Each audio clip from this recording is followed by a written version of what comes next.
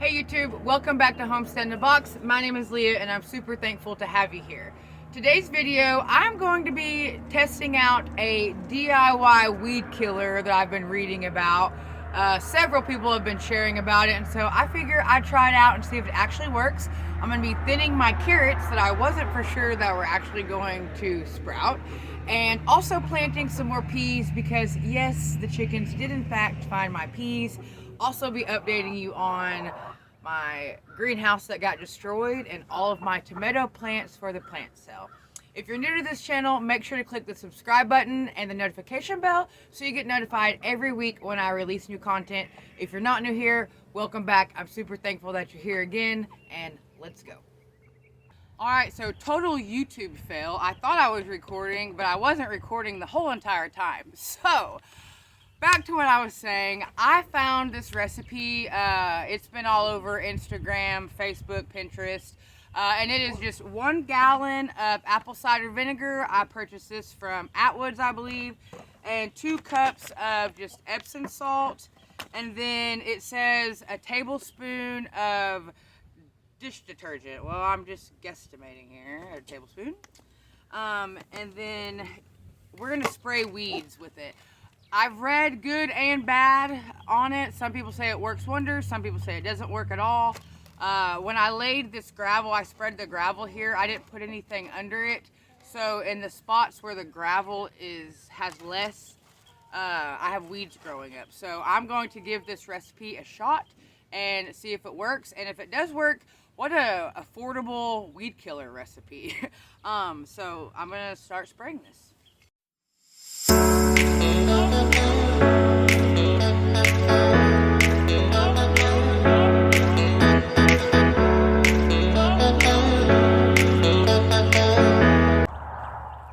I sprayed around these garden beds and I still have quite a bit of solution left, so we're gonna see if it works. If it works and I don't have to come back and spray it, great. It rained, it's been raining, so if I have to spray it again, I might try it again. Like I said, there's been mixed reviews, but I will keep you updated here on YouTube, Instagram, and Facebook on if this weed killer actually kills all the weeds. Another thing you may have noticed is my garden beds are empty. There's nothing in them yet. I have been kind of like feeling behind on planting, but then the weather, something inside me just says just hold off a little bit. So I have not planted anything in my garden beds yet. I am going to hold off probably about another week or so until I plant anything. A lot of my plants are actually outside hardening off this week. If you watch my YouTube channel, you know that I made a makeshift greenhouse. And I'll put a picture of it here. We had some pretty bad storms come in last week and wiped my greenhouse out. So all of my peppers and things like that were in the greenhouse, I've kind of had to just cross my fingers and hope they do okay. I'll actually show you where I put them. All of my tomatoes I'll be selling at the plant sale this weekend. They're all hardening off this week, so they should be good to go also.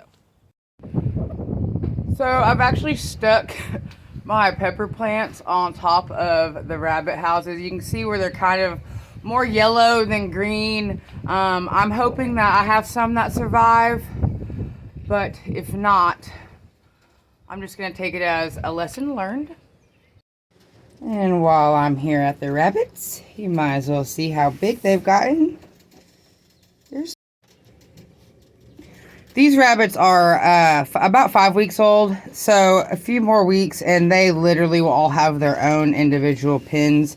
I'm going to try to sex these rabbits and figure out if they're male, female, probably here within the next couple days. So I have never started my own pepper plants, and these are some nata pinos and jalapenos, and they're already starting to get blooms on them, and I don't think that's a very good thing. So I may actually end up keeping these and just sticking these in the ground and maybe trying to sell them at the local farmer's market. However, I will say I am very excited about all my tomatoes for the plant sale. It's been a roller coaster to say the least. And I'm still don't feel like I'm out of the clear. I feel like anything could go wrong at any given moment. So fingers crossed, and send me some good vibes that these tomato plants are successful. All right. If you remember the last frost, I said I thought it got one of my potatoes. It did. However, you can see here I've got new growth coming back. This is a purple potato. That's why the leaves are kind of more purple colored. All of my other potatoes are doing really well. All right, so I'm going to be thinning out some carrots. Carrots like to be thinned out to about 2 to 4 inches apart from one another. That way they have plenty of room to grow and that you don't have wonky carrots. And I've already thinned this bag and this bag once when they were about 2 inches tall. And so now I've come in again. Now they're about 3 inches tall now. Some of them are about 4 inches tall, and I'm going to thin them again. This is my first time ever growing carrots. A lot of people have said that it's really hard to do. So I was very nervous about it. When you're thinning out your carrots, you don't want to pull the carrots up. You just want to get a pair of scissors and just thin them out with some shears. That way you don't disturb the other roots from the carrots that you're leaving in the ground. And you can actually, if you want, you can keep your carrot tops that you're thinning, and you can put them in your salads and things like that. I am just giving them probably about 2 inches apart because I just want to see how they're going to do. I do feed these.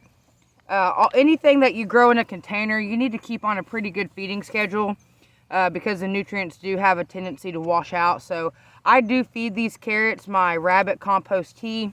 I have another YouTube video about that. I'll put it down in the description below if you're interested in it. And about, like I said, about 2 inches apart is about what you want them. And I'm just trimming them and just leaving the things in there.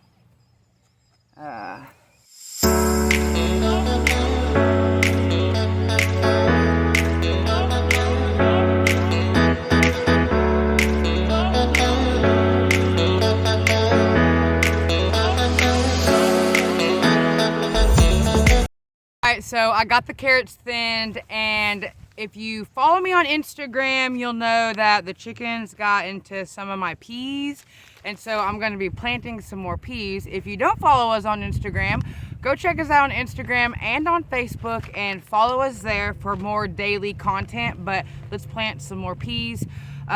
Peas can actually be planted pretty close together, probably like 2 inches apart, really. And if you're feeding them, like I said, anything in the container, as long as you're feeding the plants that you're growing and they have the nutrients they need and they're not competing, you can kind of plant things more closer together. So I am going to go in and plant some more peas. That way we have more because the chickens have eaten some of them. It has been raining here for numerous days straight. So I am just, the soil is already moist. I'm just going to put these peas in there and just push them down about 1 inch and then kind of just cover them back up. In fact, I'm going to put a few more in here. Like I said, peas you can plant close together as long as you're feeding them properly. You can plant them pretty close together.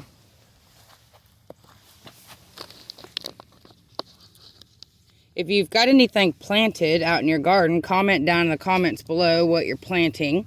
Later on my next YouTube video this week is going to be about my green stalk planter. If you've been following my channel, you know I have a green stalk planter. I planted my strawberries in my green stalk planter. And after the fact, I just think it was a really bad idea. And that I could grow my strawberries somewhere different and get more of a harvest from them. So I am going to be moving my strawberries out of the green stalk and just putting them in a kiddie pool with some radishes. These are my bush variety peas, and there's quite a bit in these bags, so I'm not gonna plant any more of these.